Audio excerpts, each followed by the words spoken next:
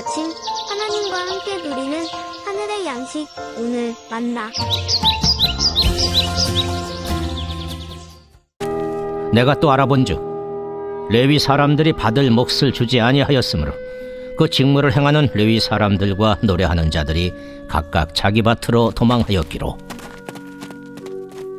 내가 모든 민장들을 꾸짖어 이르기를 하나님의 전이 어찌하여 버림바 되었느냐 하고 곧 레위 사람을 불러 모아 다시 제자리에 세웠더니 이에 온 유다가 곡식과 새 포도주와 기름의 11조를 가져다가 곡간에 드리므로 내가 제사장 셀레미야와 서기관 사독과 레위 사람 부다야를 창고지기로 삼고 마따냐의 손자 삭굴의 아들 하난을 버금으로 삼았나니 이는 그들이 충직한 자로 인정됨이라. 그 직분은 형제들에게 분배하는 일이었느니라. 내 하나님이여, 이 일로 말미암아 나를 기억하옵소서. 내 하나님의 전과 그 모든 직무를 위하여 내가 행한 선한 일을 도말하지 마옵소서. 오늘 본문을 읽기 전에 우리는 느헤미야 13장 1절에서 3절을 주목해야 합니다. 느헤미야는 예루살렘 성읍을 재건한 뒤에 1년 동안 다시 페르시아로 돌아갔습니다. 그리고 1년 후에 다시 돌아와서 보니 유대인들이 하나님의 은혜를 망각하고 성전을 더럽히고 안식일을 어기며 이방인과 혼인하는 등의 죄를 범하게 된 것입니다. 그래서 느헤미야는 이를 바로잡기 위해 개혁을 시작하는 게 1절에서 3절의 내용이고 이후 9절은 그들의 구체적인 문제점과 개혁의 내용을 자세하게 다루고 있습니다. 어제 보셨던 대로 그들은 성전을 다시 회복하고 무너진 성벽을 재건하였지만 마치 그것이 자신들과는 전혀 상관없는 자들처럼 행했습니다. 5절을 보시면 원래 소재물과 유향과 그릇과 또 레위 사람들과 노래하는 자들과 문지기들, 즉 성전을 위해 일하는 자들을 에게 주는 그 11조와 곡물과 새 포도주와 기름, 그리고 제사장들에게 주는 거제물들을 두는 곳이 있었는데 그 곳을 비방자였던 도비아에게 내어준 것입니다. 그것도 제사장이었던 엘리야십으로부터 시작된 것이었습니다. 그런데 오늘 본문과 내일 본문을 쭉 읽어보면 이 문제는 단순히 엘리야십만의 문제가 아니었습니다. 엘리야십이 도비아에게 왜 방을 내어주었을까요? 만약 재물들이 매번 가득 채워진 방이었다면 내어주지 못했을 겁니다. 그러나 재물이 있어야 하는 그 방에 재물이 쌓이지 않고 있기에 빈 방으로 버려지느니 차라리 이것을 이용하여 도비아에게 주고 자신의 이익을 보려 했던 겁니다. 물론 제사장인 엘리야십의 잘못입니다. 그러나 근본적인 잘못이 있다는 거죠. 그게 무엇입니까? 재물이 있어야 하는 자리에 재물이 비어 있는 상황입니다. 그 재물은 누구의 몫이었습니까? 예배를 섬기는 자들의 몫이었습니다. 그래서 결국 어떻게 되었을까요? 빈 성전으로 두는 게 무엇이 문제인가 하는 생각이 드시죠? 오늘 본문 10절을 읽어보겠습니다. 내가 또 알아본즉 레위 사람들이 받을 몫을 주지 아니하였으므로 그 직무를 행하는 레위 사람들과 노래하는 자들이 각기 자기 밭으로 도망가였기로. 예배를 준비해야 하는 사람들이 다 도망간 겁니다. 이 일은 단순한 문제가 아니었습니다. 우리가 봤지만 느헤미야 9장에서 그들은 하나님 앞에서 회개하였고 그 말씀대로 살겠다라고 임봉합니다. 그리고 10장에서 하나님 앞에 세 가지를 약속했습니다. 그게 무엇인지 여러분 기억하십니까? 첫째는 이방인들과 혼인하지 않겠다는 것, 그리고 두 번째는 안식일을 거룩하게 지키겠다는 약속, 그리고 세 번째가 하나님의 전을 버려두지 않겠다라는 것이었습니다. 그런데 그렇게 약속했던 자들이 생존을 위해 직무를 버려두고 도망간 것입니다. 그럼 왜 이러한 일이 벌어졌을까요? 그들이 생계를 이어갈 수 없었기 때문입니다. 레위인들의 생계는 백성들의 몫이었습니다. 수많은 백성들이 하나님 앞에 나아가 예배를 드리면 11조를 드리겠지요. 그래서 이 제사의 분깃을 가지고 레위인들과 제사장들의 몫을 주었던 겁니다. 그런데 사람들이 제사를 드리러 오지 않았던 거죠. 그래서 재물이 줄어들게 되었고 재물이 줄어드니 레위인들이 생계를 넘어 생존의 위기를 겪게 된 거죠. 그래서 자기 밭으로 도망치게 된 겁니다. 재물을 넣어줄 자리가 비게 되니까 제사장 엘리야십도 쉽게 이방인이었던 도비아에게 거주할 수 있게 만든 것이고요. 표면적으로 예배를 섬기는 이들이 하나님의 전을 버린 것처럼 보이지만 근본적으로는 예배를 드려야 하는 자들, 즉 백성들이 하나님의 전을 버렸기에 이와 같은 일이 벌어지게 된 겁니다. 그래서 느헤미야는 민장들, 즉 관리들을 불러 모아 11절과 같이 꾸짖는 겁니다. 뭐라고 꾸짖습니까? 하나님의 전이 어찌하여 버림받았느냐라고 하고 있죠. 그들이 하나님의 전을 버려두지 않겠다 했는데 결국엔 관리들이 그리고 백성들이 버렸기 때문에 이와 같은 일이 벌어진 것을 느헤미야는 알았던 겁니다. 느헤미야는 레위인들을 찾아가 11절 하반절을 보시면 다시 제자리에 세웁니다. 그리고 온 유대 사람들이 곡식과 새 포도주와 기름의 11조를 가져다가 곡간으로 들여옵니다. 즉 예배가 회복되었다라는 말입니다.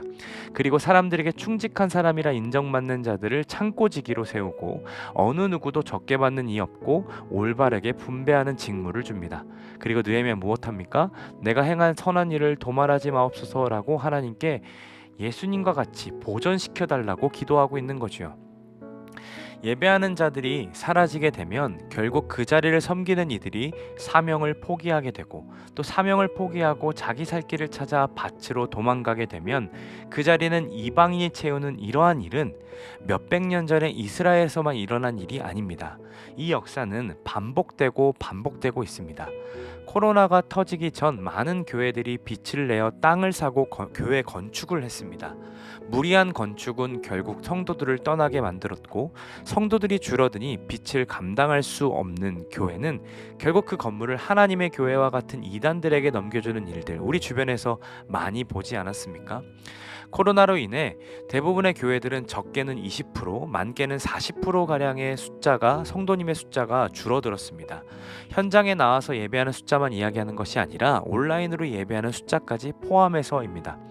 이게 코로나의 영향이라 할 수 있지만 사실은 코로나를 핑계로 자신들이 가지고 있었던 예배의 습관들을 내려놓기 시작한 겁니다. 이전에는 정말로 몸이 안 좋거나 갈 수 없는 상황에만 온라인으로 예배를 드렸는데 이제는 내 스케줄에 따라 얼마든지 온라인 예배로 바꾸는 삶이 되어버렸습니다. 여행을 가는 중에 온라인으로 설교를 들으며 예배를 대체합니다. 시간이 맞지 않으면 내가 드릴 수 있는 시간에 따라 선택하여 예배하게 되는 것이죠. 이러한 문화는 결국 공동체성을 잃어버리게 만듭니다.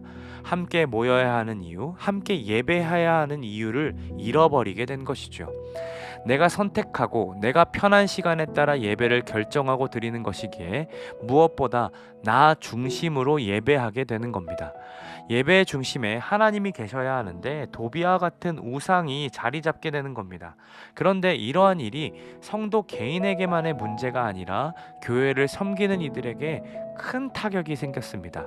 참 감사하게도 저희 교회는 그렇진 않습니다만 성도님들이 줄어들고 헌금이 줄어들게 되어 교역자들의 수를 줄이는 교회들도 있음을 우리 주변에서 볼 수 있습니다. 또 개척교회를 섬기는 목사님들 중에 쿠팡이츠나 대리운전 그리고 택배 일대를 감당하시는 분들도 있습니다.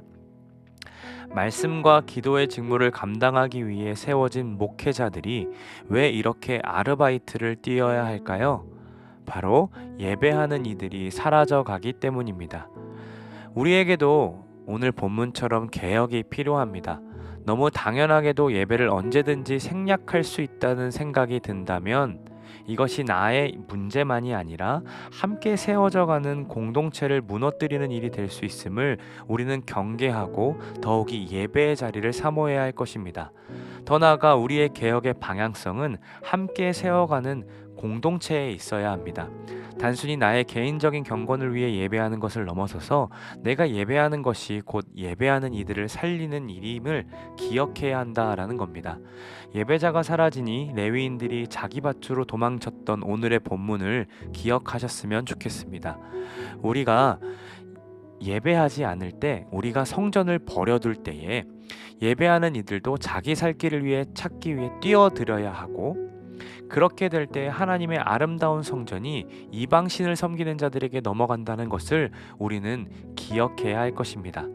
사랑하는 성도 여러분, 제가 성남제일교회에 와서 가장 인상적이었던 것은 주일뿐만 아니라 평일에도 성도님들이 넘쳐났던 것입니다. 화요일 오전에는 장년들이 전도하고 저녁에는 청년들이 연합행리로 모이고, 또 수요일 오전에는 어머니들이 기도하고 저녁에 청년들은 마을 리더들이 모여서 말씀을 공부하고 기도했습니다. 목요일 오전에는 어르신들이 모였고 오후에는 권사님들이 기도하시고, 또 금요일에는 금요기도회로 또 모이고, 토요일 오전에는 우리 장로님들과 안수 집사님들이 또 교회를 청소하시고, 우리 권사님들이 식사를 준비하시고, 또 CDTS나 DTS 훈련 모임뿐만 아니라 예배를 준비하는 모임들이 끊이지 않았습니다. 우리가 왜 그렇게 매일매일 모였을까요? 단순히 프로그램과 행사로 인함이었을까요? 아닙니다. 우리가 예배하려고 모였던 겁니다. 주의 전을 버려두지 않기 위함이었습니다. 느헤미야 52 프로젝트가 이제 오늘 내일 모레 3일밖에 남지 않았습니다만, 하나님께서는 다시 예배의 자리를 회복시켜 주셨고, 이제 우리가 그 자리를 채우는 일만 남았습니다. 우리의 자리 굳건히 지키며 교회가 교회다워지고 이전보다 더 강한 교회로 성장하기를 소망합니다. 오늘 느헤미야가 개혁할 때에 그 레위인들을 제 자리에 두었다라고 합니다. 우리의 제자리는 바로 예배하는 자리입니다. 그 예배하는 자리를 우리가 채워감으로 우리 교회가 정말로 예배하는 이들이 넘쳐나는 곳, 정말로 예배가 살아있는 곳, 그 교회가 되기를 간절히 소망합니다.